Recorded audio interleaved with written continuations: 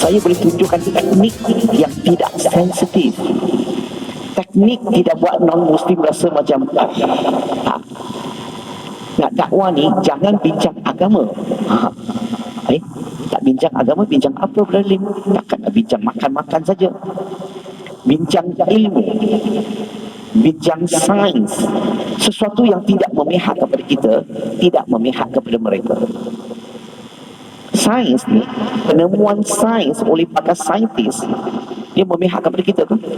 Dia orang kita ke? Maksudnya, apa yang kajian yang mereka buat untuk kita ke, ataupun kajian mereka bebas, tak ada kena mengenai dengan Islam. Maksudnya kajian mereka. Berarti kalau kita boleh gunakan pendekatan fitrah sebagai dakwah, sebab fitrah ni tidak menyebelahi kita atau dia, penemuan sains tidak berpihak kepada kita ataupun dia, dan penemuan perbincangan inilah yang mudah untuk kita bawa non-Muslim kepada Islam. Saya bagi contoh, Brother Lim mereka satu cara untuk menyampaikan Islam yang tidak sensitif. Kita punya tujuan bila kita nak menyampaikan dakwah tu, kita nak sampaikan apa? Kita nak golongan non-Muslim mengenali Allah Subhanahu Wa Taala tu pencipta. Betul? Dan jangan sembah ciptaannya, sembah penciptanya. Itu yang kita nak mereka kenal Allah. Maka Brother Lim gunakan surah Al-Baqarah surah kedua ayat 255, ayat Kursi.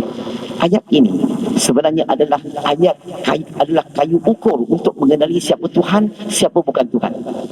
Pendekkan cerita, Brother Lim keluarkan maksud dia, sebahagian maksud dia.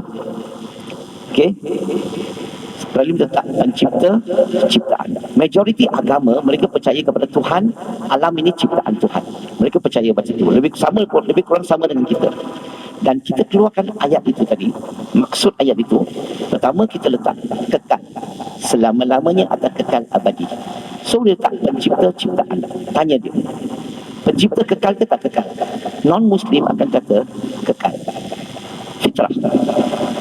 Ciptaan kekal tak? Dia kata ciptaan tak kekal. Tanya dia, bagi contoh. Dia kata manusia tak kekal, binatang tak kekal, tumbuh-tumbuhan tak kekal, apa-apa yang ada nyawa tak kekal. Dia boleh bezakan ciri pertama pencipta kekal. Yang kedua, permulaan pengakhiran. So tanya dia, pencipta ada permulaan pengakhiran tak? Dia kata tak ada. Ciptaan ada tak? Semua ada permulaan pengakhiran. Semua lahir mesti mati. Minta ada contoh. Dia ulang yang perkara yang sama. Yang ketiga, masa, ruang dan jisim. Tanya dia, pencipta terikat tak kepada masa, ruang dan jisim? Dia kata tak terikat. Ciptaan terikat tak? Semua terikat. Segala-gala dalam alam ini, kalau kita belajar fizik, ajar kita, segala-gala dalam alam ini yang fizikal, semuanya terikat kepada masa, ruang dan jisim. Dia sudah boleh beza ketiga. Keempat, bergantung. Pencipta bergantung tak? Memerlukan sesuatu tak? Memerlukan udara matahari tak? Makan minum tak untuk hidup? Tak memerlukan. Ciptaan memerlukan. Last, rehat dan tidur. Pencipta perlu tak? Tak perlu. Ciptaan perlu. Maka bila kita interview non-Muslim kita, dia akan bagi jawapan pencipta kekal selama-lamanya. Tiada permulaan pengakhiran. Tidak terikat kepada masa, ruang dan jisim. Tidak bergantung, tidak rehat dan tidur. Maka ciptaan sebaliknya.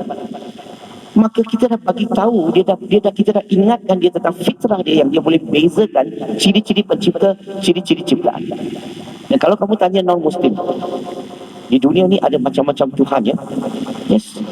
Boleh tak kamu tunjukkan saya satu Tuhan yang orang sembah yang ada 5 ciri-ciri ini, ciri-ciri pencipta ini? Jangan sebut Allah. Bagi non-Muslim jawab. Dan bila kita interview non-Muslim, boleh dikatakan lebih kurang semua di kalangan mereka akan kata tak ada. Maksudnya apa? Maksudnya dia beritahu kita semua Tuhan-Tuhan yang orang sembah ni, tak ada satu pun mempunyai ciri-ciri ketuhanan ini. Secara indirect, dia telah melafaz la ilaha. Dan tanya dia, kalau tanya dia, ada tak mana-mana kitab di dunia yang ada sebut inilah ciri-ciri pencipta dalam satu ayat ini? Kamu tak jumpa, melainkan dalam Al-Quran sahaja. Sebab itulah ayat ini, surah Al-Baqarah ayat 255 adalah kayu ukur untuk kita mengenali siapa Tuhan, siapa bukan Tuhan. Pencipta, ciptaan. Macam mana nak bezakan? Saya bagi contoh. Kita letak nama Muhammad sallallahu alaihi wasallam di atas. Nabi Muhammad SAW kekal ke tak kekal? Ciptaan. Betul? Nabi Muhammad SAW ada permulaan perakhiran tak? Ciptaan. Ciri-ciri ciptaan. Nabi Muhammad SAW terikat tak kepada masa, ruang dan jisim? Ciptaan. Nabi Muhammad SAW bergantung tak? Ciptaan. Dia rehat dan tidur? Ciptaan. Maka Nabi Muhammad SAW langsung tak ada ciri-ciri ketuhanan. Sebab itulah tak ada orang Islam sembah dia. Dia adalah Nabi, dia adalah Rasul. Betul? Letaklah Siddhartha Gautama Buddha. Dia kekal ke tak kekal? Tak kekal. Ciptaan. Tanya non-Muslim, dia akan jawab begitu. Dia ada permulaan perakhiran tak? Dia kata ada, maka dia masuk kategori ciptaan. Dia terikat tak kepada masa, ruang dan jisim? Ya, dia ciptaan. Semasa dia hidup, dia bergantung tak? Dia kata ya, dia ciptaan. Dia rehat dan tidur? Yes, dia ciptaan.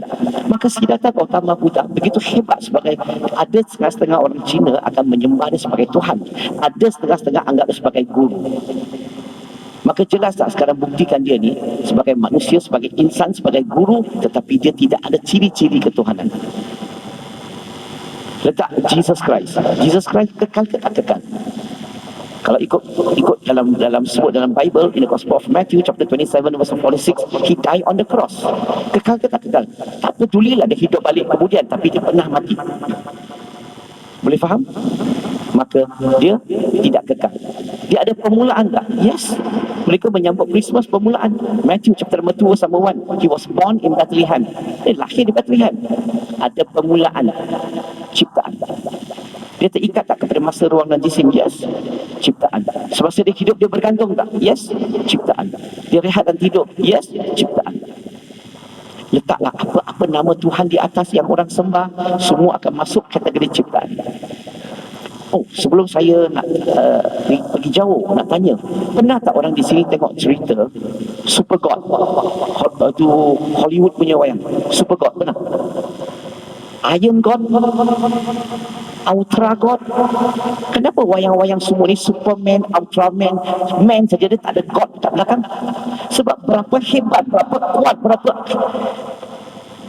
besar kuasanya pun, tetap dia adalah man kat belakang. Sebab dia tidak ada ciri-ciri ketuhanan. Faham ke? Kalau kita letak seluruh alam di sini, semua akan masuk dalam kategori ciptaan. Maka tanyalah non-Muslim, which one do you like to worship? Kamu nak sembah mana satu? Pencipta ke ciptaan? Saya tanya mereka, mereka cakap, saya nak sembah pencipta. Kamu mau sembah ciptaan tak? Dia kata tak mau. Itu maksudnya dalam bahasa Arab, La ilaha illallah.